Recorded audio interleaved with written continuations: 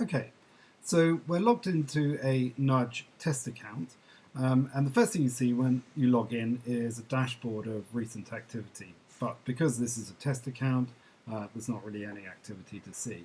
But I want to go and create an email campaign. So I click on the Emails tab, and in the main area you can see a number of campaigns that we've previously been working on, and I can edit those or delete them or duplicate them as well. I'm going to click on Create a Campaign to create a new campaign. And the first step of that is to put in some basic details about the campaign itself.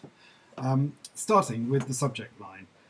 You can have multiple subject lines, and Nudge will split the send equally between these subject lines. So I'm just going to have a simple one of reserve our party weekend. And I can have a separate one which is this weekend is our party.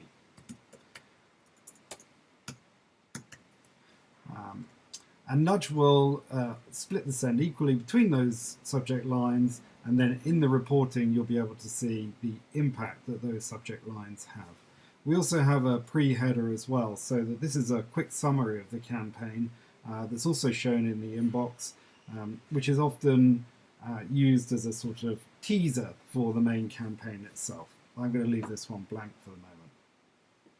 Then we choose when the campaign is to be sent. So this one we're going to pick to go on the 21st of July and at 3 o'clock or 3:30. You'll see it's in 15-minute increments. Then we can choose the from name. This is the name that will again appear in the inbox, so we can choose whatever we want. So if we want to have Marco Pierre White, for example, then that's what will be shown in the inbox. It's actually just masking a Nudge domain, a Nudge URL, behind the scenes. If you're using Google Analytics and funnels within Google Analytics, then you can use tracking, so you can see the impact that the campaign has on your funnel conversion rates. The next step is to identify who's going to get the campaign. So within Nudge, you'll have your venue set up, and it brings in the data automatically overnight, every night from your ResDiary account. So I'm just going to choose one of the venues, and you'll see that by selecting it, I now have the total number of possible recipients, and that's 127,000, which is obviously quite a large number. So really what we want to try and do is to narrow down our campaign so that we can try and reach the people who may be most appropriate to receive our particular message. So then we dive into profile. And here we can pick up on particular demographic data. So if you want to reach people within a particular age range, gender or gender excluding, or we can have people who've got a birthday between X and Y dates, or we can use user categories as well, which are also pulled in from the ResDiary data. If you have it, we can also base it on postcodes as well. We can also include or exclude based upon a particular domain or a particular email address. So if you want to reach only people within a particular organization, then you can use this to reach those people. Obviously, they need to be subscribed to your mailing lists. This is perhaps the most important element of targeting, which is trying to reach people who've had a prior reservation.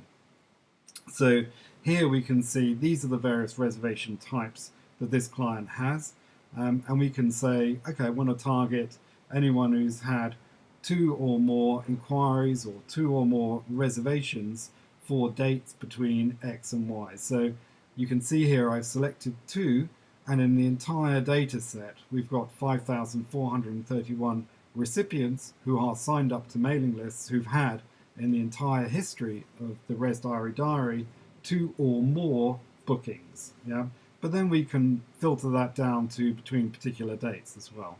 So this is useful if you want to reach people who've had a Christmas reservation and you want to target anyone who's booked between the 1st and 31st of December, for example, or anyone who came to Valentine's last year or to a particular event that you may have had. We can also reach people that have had a promotion or redeemed a promotion. or have redeemed that promotion within a particular time zone as well. We can also filter based upon when the customer made their inquiry rather than when they had their reservation. So if they made their inquiry in the month of February for a reservation in December, then this is how you would do that. We also have a method of using tags. So this is more like a behavioral attribute.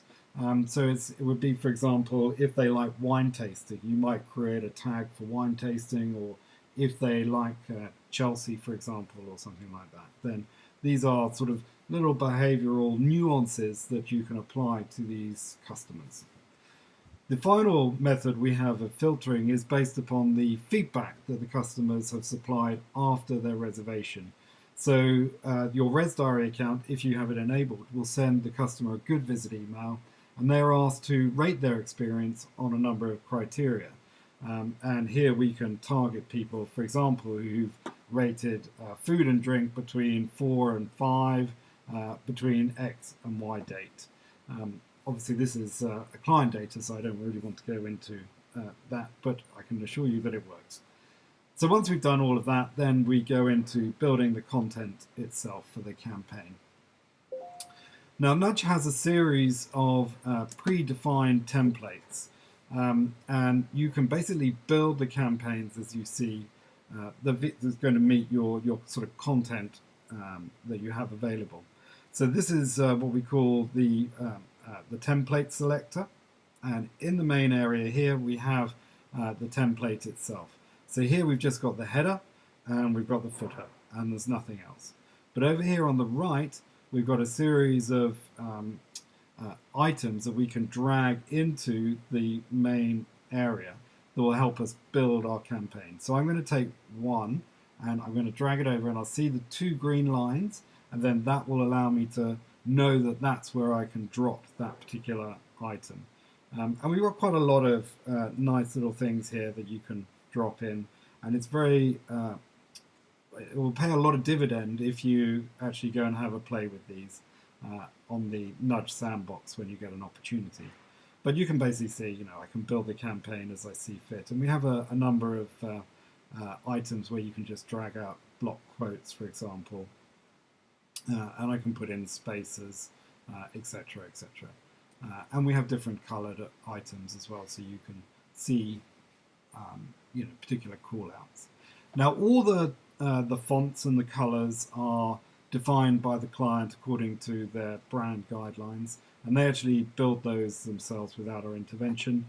The logos are automatically applied, and you can see here that the little images or the blocks that are used for the images actually show you what's going to happen on the mobile versus desktop view.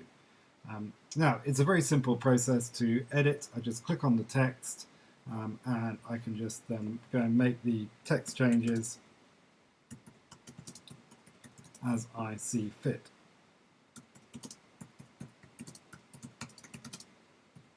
I'm not sure if that's the right saying. And then when I'm done with that, then I can just click out of that. I can also change the button as well.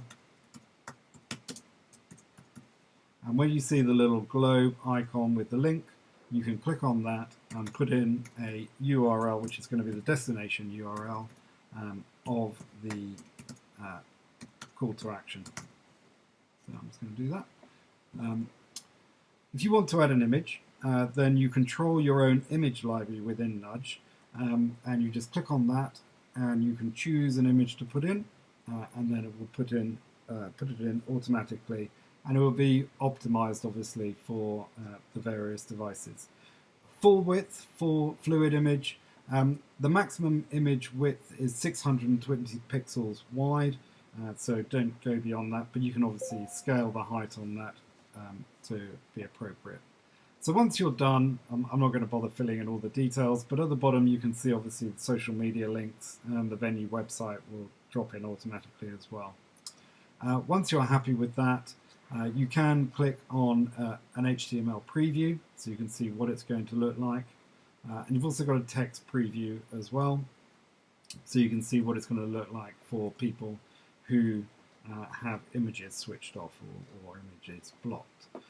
You can then send a preview to yourself, and by hitting save, that will both save the campaign and also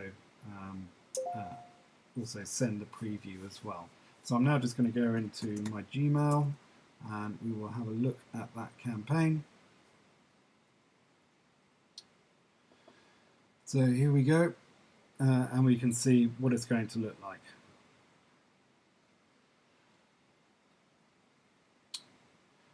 So now I'm just going to go back to the campaign. So that's a responsive campaign. We do have a number of preset layouts as well. So these are when you know you've got the right content for the sort of structure of the campaign. So this one, for example, is a responsive newsletter. And you can see that it comprises of a full-width fluid image, some text there, call to action, and then 3 little text items there as well. So you'll notice that we've lost the palette of items on the right-hand side. So this is just, it is what it is, and it's a fixed campaign template. We also have one for just promotion. So these are really when you just want to get something out of the door quite quickly, and you've just got a fairly limited set of requirements. So here we've just got, again, a full width fluid image, text header, call to action, and then a nice little call out at the bottom as well. Obviously, not all clients are going to want to all the time use the template. So we do also enable custom HTML to be uploaded. So you can just upload some HTML, inline the CSS, and reset the template, and basically you can put in whatever you see fit. And once you're happy with the campaign itself, you just simply tick this box, ready to send, hit save, and then the campaign will send automatically. So let's have a look at what happens once we send a campaign. And again, I'm in another client now. This is actually a live client. And this is Drake & Morgan, who've got, I think it's about 15 venues across the country now. They're growing very quickly, and they've been a Nudge client for a number of years. And they're very active users of the Nudge email module. And the campaign that we're looking at, this is the analytics for it. It was sent back in February. It was only to 1,349 people, but it was announcing the launch of the Refinery in Spinningfields, which is in Manchester, which is a new Drake & Morgan venue. So the people that had subscribed to this list were very engaged because they were very keen to find out more details about when Spinningfields was going to open, or when the Refinery was going to open. So let's have a look at these analytics. So you can see that we've got a blue line and a red line. The blue line is opens, and the red line is clicks. And we can see the performance over time of those. Below that, we've got a nice pie chart that shows us the open rate and the click-through rate. And we can see that in total we had 51.3% of people who opened the campaign. So I am showing off a little bit here. That's a far higher than standard or industry standard open rate. So we can see the percentage of people that open the email. And we can also click on this and we can see who they are, their email address, and we can see the date and time that they opened the campaign as well. We can also see who clicked on the campaign. So again, similar details. We've got their email address and the date and time that they clicked on. And we can also see what link they clicked on as well. We can see that there's been 3.59 clicks per person of those people that clicked it, and 230 clicks in total. Below that, we've got some details of people who've unsubscribed. It's very important, obviously, to ensure that the unsubscribe process is as seamless as possible. We don't want to annoy any customers by making that process onerous. We can see that we only had 4 people unsubscribed. We've got various reasons why those are. And then down here, I've got an HTML overlay. So quite often, from a marketeer's perspective, it's very difficult to really know what works and what doesn't work on the campaign. So here we're trying to provide a bit of context to the campaign itself by overlaying the user behavior on top of the content of the campaign. So we can see, for example, on this particular link, this was opened by 8 users 10 times in total. And as we scroll down, we can see the various content blocks, and we can see, for example, that this one, which is about the new general manager, was clicked on by 23 people 45 times in total. So there are some people clicking on it multiple times. And we can see the Reef Beef and Bubbles generated that many, 13 users clicked on it 17 times. So we know that there's a lot of interest in Joe, but as we go down, some of the promotional stuff is perhaps not as engaging as we would like it to be, considering that it was sent to 1,000 people. But perhaps that's not the primary objective of this particular campaign. We can then also see just a summary of all the various links and the details of those as well. Below that, we can see the top domain bounces, so we can see at a glance if there's an issue with someone blocking us. So we get a percentage of the number of campaigns, number of emails that have been sent to a particular address, so that we know, for example, if we sent it to Hotmail, we've only got 2 that have bounced, which is only a 1%. If it was at 200, then we'd know that we've got a bit of an issue, and that Hotmail was blocking us effectively. So that's the main sort of campaign editor and send process, and the